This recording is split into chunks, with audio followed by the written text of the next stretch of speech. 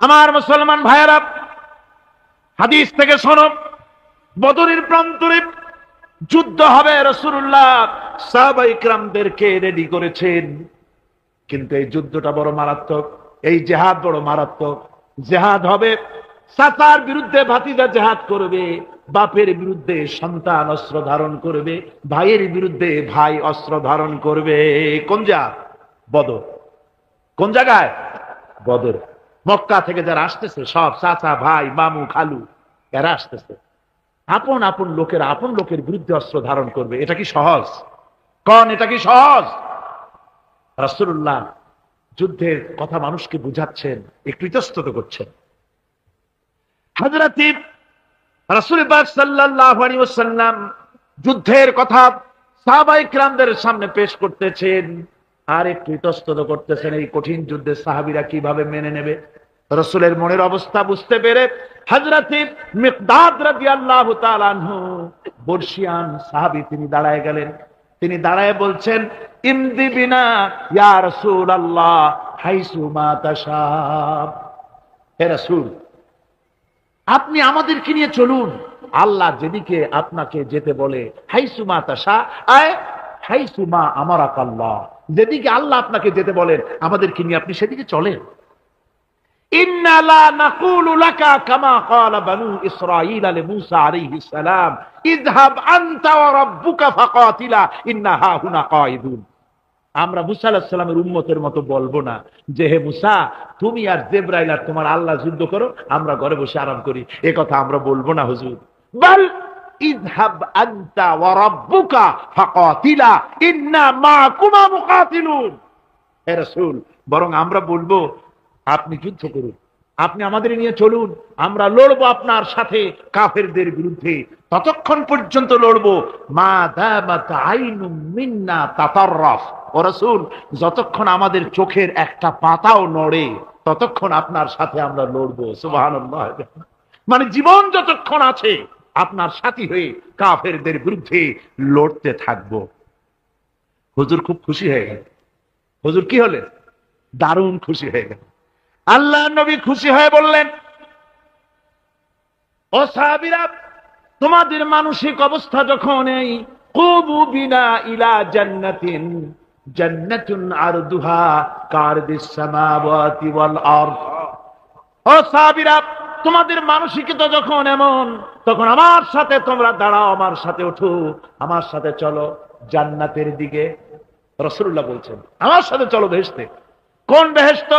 এমন বেহেশত যে বেহেশতের বিশালতা আর প্রশস্ততা ওই বিশাল আকাশ আর জমিনের চাইতেও বেশি। এই বিরাট জান্নাতের দিকে চলো আমার সাথে। ফাকামা উমাইর বিন হামাম ওয়া কানা ইয়াকুলু তামার। যুবকেরা, তোমাদের মতো তরুণ, তোমাদের মতো এক যুবক যার নাম উমাইর, তিনি দাঁড়িয়ে গেলেন, হাতে ছিল খোরমা, খোরমা খাচ্ছিল। দেখেন না, বক্তৃতা হয় মাঠে, ওয়াজ নসিহত হয়, আর যুবকেরা দাঁড়ায় দাঁড়ায় বাদাম খায়, হয় না? ওই সাহাবী ওই সময় তো বাদাম টাদাম হয়তো পায় নাই, খোরমা খাচ্ছে, খোরমা চাবাচ্ছে, বিচি ফেলায় দিতেছে, আর এইভাবে খাচ্ছে আর হুজুরের কথা শুনছে। হুজুরের কথা শুনে উমাইর বলছেন, বাহ বাহ। এটা একটি আঞ্চলিক শব্দ, এর অর্থ হচ্ছে আয় মা আযমাহু ওয়া মা আহসানাহু।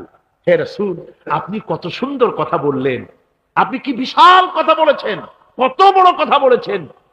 জিহাদ করলে, জান দিলে এমন বেহেশত পাবো, জান্নাতুন আরদুহা কারদিস সামাওয়াতি ওয়াল আরদ, যে বেহেশতটা হবে ওই বিশাল আকাশের চাইতেও বিস্তীর্ণ, এমন বেহেশত পাবো। ওয়াল্লাহি লাউ কুনতু হাইয়ান হাত্তা আকুলাহুন্না ইন্নাহা লাহায়াতুন তাওয়িলা। আল্লাহর কসম, আমি যদি হাতের সবগুলি খোরমা খেতে যাই তাহলে তো অনেক সময় লাগবে, বেহেশতে যেতে দেরি হয়ে যাবে, অনেক দেরি হয়ে যাবে বেহেশতে যেতে। ফারামা বিহিন্না, হাতের সবগুলি খোরমা তিনি ফেলে দিলেন। ও যুবকেরা, হযরত ওমর তোমার মতো যুবক খোরমা খাওয়া সহ্য করলেন না আল্লাহর জান্নাতে যাওয়ার লোভে। জান্নাতে যেতে দেরি হয়ে যাবে, আল্লাহর সঙ্গে দিদার করতে দেরি হয়ে যাবে, এই মনে করে হাতের খোরমাগুলি ফালায় দিলেন, জিহাদের ময়দানে ঝাঁপায়ে পড়লেন। হাদিস শরীফে এসেছে উমাইর জিহাদ করে বেশ কিছু কাফেরদেরকে নিহত করে নিজেও শহীদ হয়ে গেলেন।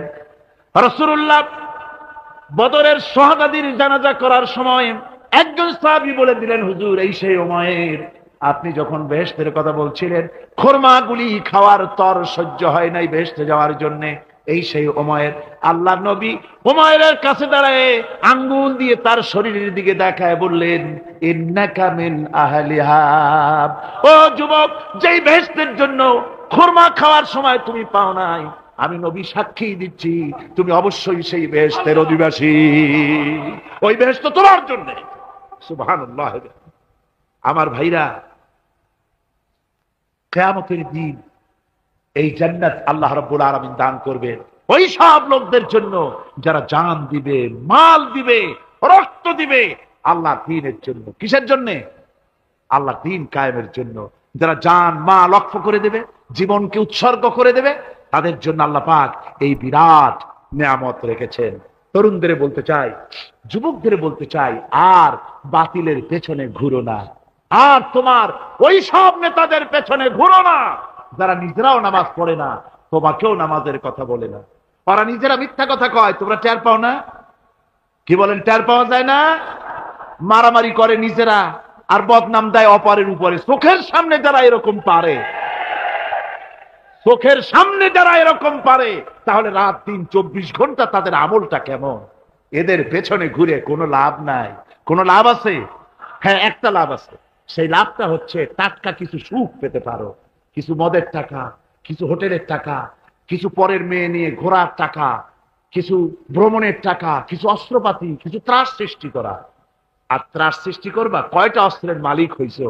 যুবক, তরুণ, বিপদগামী তরুণদের বলবো, সরকার অননুমোদিত অস্ত্র যাদের কাছে আছে, শুনে রাখো, এই অস্ত্র কাউকে ক্ষমা করে না। এই অস্ত্র কাউকে ক্ষমা করে না। সাপ পোষার মতো, যে সাপ তুমি দুধ কলা দিয়ে পোষো, ওই সাপ তোমাকে আবার দংশন করবে। ওঝা মরে না মরে না? সাপ খেলা যারা দেখায় তারা মরে কিনা? ওই সাপেই তাকে কাটে। সুতরাং গভর্নমেন্ট অনুমোদিত অস্ত্র তোমার কাছে, পাইপ গান, রিভলভার, স্টেন গান, এলএমজি, আদমজি, কত রকমের অস্ত্রপাতি যুবকদের কাছে।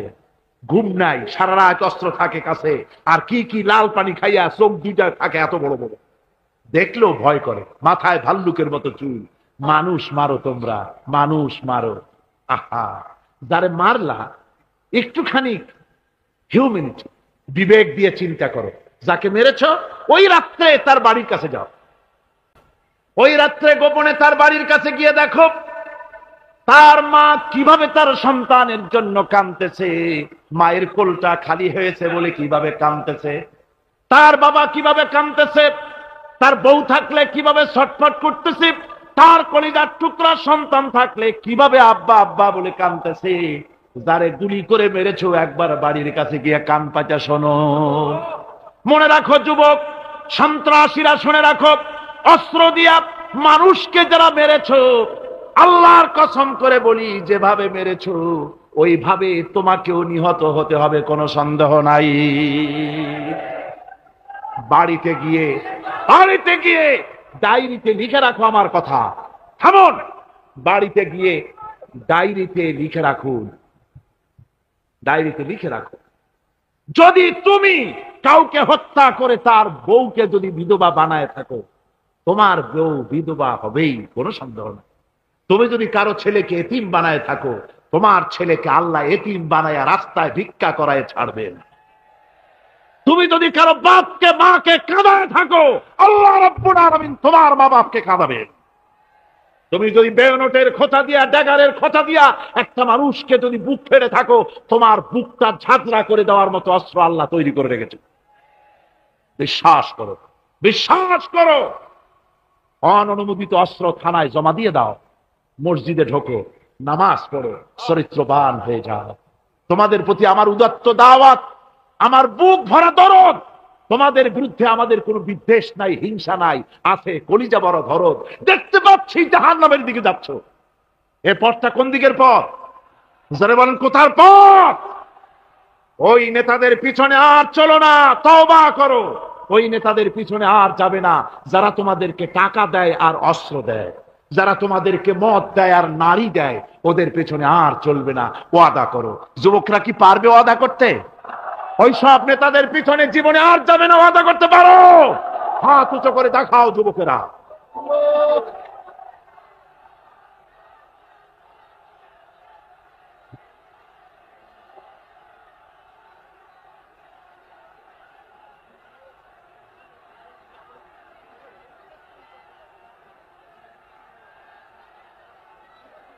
আমার মুসলমান ভাইরা, আমি তো দাঁড়াতে বলি নাই। জি জি জি জি জি জি বসেন বসেন। জি বুঝতে পেরেছি, কালকের টেকনিক অবলম্বন করেছেন আপনারা আর কি, এই সুযোগে একটু কোমরটা সোজা করে নিলেন। বুঝতে পেরেছি, আমরা কিছু মাইন্ড করিনি। এখন বসেন বসেন, তাড়াতাড়ি বসে যান। কথা আমার অনেক, সময় কম, না তাড়াতাড়ি শেষ করব। বসেন। আপনারা না বসতে তো কথা বলতে পারবো না, বসতে হবে। অত্যন্ত জরুরি জরুরি কথা আছে, সে কথাগুলি আমাদের শুনতে হবে। যেহেতু এই মাহফিলের পর আবার আপনাদের সামনে কথা বলতে পারবো এর কোনো গ্যারান্টি নাই। আছে নাকি কোনো গ্যারান্টি? নাই। সুতরাং বসতে হবে, কেউ দাঁড়াবে না। জোরে সোরে জিকির করেন, লা ইলাহা ইল্লাল্লাহ, লা ইলাহা।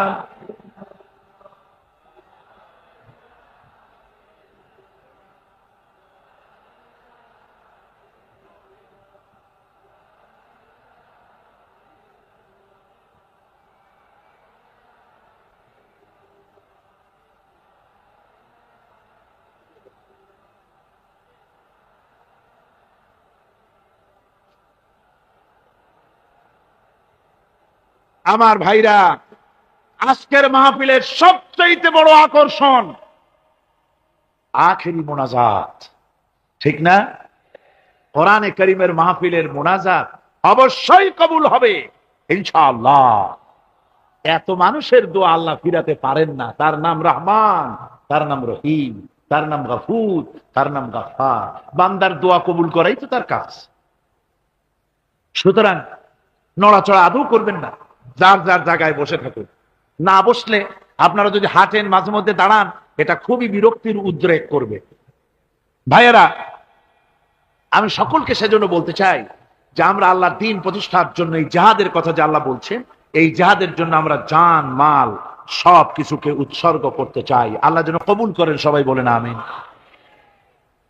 আনন্দ, আরাম আর বিলাসিতায় আমরা আমাদের জীবনকে ভাসায় দিয়েছি, যার কারণে আমাদের জিল্লতি এসেছে।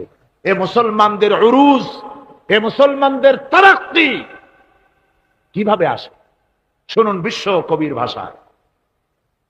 বিশ্ব কবি আল্লামা ইকবাল রহমতুল্লাহ আলাইহি বলেছেন, আ তুঝে বাতাও তকদীরে উমম ক্যা হ্যায়, আ তুঝে বাতাও তকদীরে উমম ক্যা হ্যায়, শমশের ওসনা আউয়াল তাউস রুবাব আখির। এসো আমি তোমাকে এই জাতির উন্নতির কথা শুনাই। এ জাতির উন্নতি তখন হয় যখন এক হাতে থাকে কোরআন আর এক হাতে থাকে তরবারি, তখন হয় জাতির উন্নতি। আর এই জাতি যখন কোরআন আর তরবারি ছেড়ে দিয়ে যখন তানপুরা, বেহালা, সারিন্দা, নারিন্দা, গিটার, ফিটা, সারেগামা, পাদানিসার পেছনে যখন লাগে, কপাল তখনই পড়ে। কপাল পড়ে কখন? তখনই পড়ে। আজ আমাদের টেলিভিশন, আমাদের রেডিও, আমাদের সংস্কৃতি সব সারেগামার সংস্কৃতি। কিসের সংস্কৃতি? আগে তো মুসলমানের ঘরে প্রত্যেক দিন সকাল বেলায় আওয়াজ আসতো মুসলমানদের ঘরে। সকাল বেলায় মুসলমানদের ঘরে ঘরে জানালার ফাঁক দিয়ে আওয়াজ আসতো, বিসমিল্লাহির রহমানির রহিম। সূরা ইয়াসিন, সূরা রহমান ইত্যাদির তেলাওয়াত ভেসে আসতো। এখন আর তেলাওয়াত ভেসে আসে না। এখন মুসলমানদের ঘরের থেকে সকাল বেলায় আওয়াজ আসে সারেগামা, পাদানিসা, বাবা খালু, মামু নানা, হাবি জাবি, এই গানের ট্রেডিংগুলি, গানের শব্দগুলি চলে আসে। কোরআন শিখবার জন্য, শিখাবার জন্য ছেলের জন্য যে মৌলবি রাখে, সারা মাস পড়াবে, বেতন 300 টাকা। আর গানের মাস্টার যে গান শিখে গেবে রবীন্দ্রসঙ্গীতের প্যানপ্যানানি সুর শিখাবে, নাচ শিখাবে, সপ্তাহে 2 দিন এসে 2 ঘন্টা শিখাবে, বেতন 3000 টাকা। কপাল পোড়া জাতি। কি বড় জাতি! জাতি তার কপাল পুড়েছে। কোরআনের সাথে তার সম্পর্ক কম, জিহাদের সাথে সম্পর্ক কম, সম্পর্ক হয়েছে গানের সাথে, সম্পর্ক নাটকের সাথে। তাই আজ আল্লাহর দ্বীন কায়েমের জন্য লড়াইয়ের ময়দানে আসতে হবে। বাংলাদেশে কিন্তু জিহাদের ডাক এসে গেছে। কিসের ডাক এসেছে? জিহাদের ডাক এসেছে। এ জিহাদে সাড়া দিতে হবে। আমি আগেই বলেছি, ওই জিহাদ ওই রকম না যে লাঠি ঠেঙ্গা নিয়ে ঝাঁপায় পড়বে। জিহাদ হচ্ছে বাতিলের বিরুদ্ধে। টেলিভিশনের ভিতরে নাটকের মাধ্যমে ইসলামকে অসম্মান করা হচ্ছে, মুসলমানদের দাড়িকে অসম্মানিত করা হচ্ছে, টুপিকে অসম্মানিত করা হচ্ছে। তারপরে সিনেমার ভিতরে গানের মধ্যে ইসলামকে অপমানিত করা হচ্ছে, যার কারণে এর বিরুদ্ধে জাতি সোচ্চার না হওয়ার কারণে আস্তে আস্তে মুসলমানদের ঈমান কমে যাচ্ছে, বাতিল শক্তিশালী হচ্ছে, বাতিল শক্তিশালী হয়ে আক্রমণ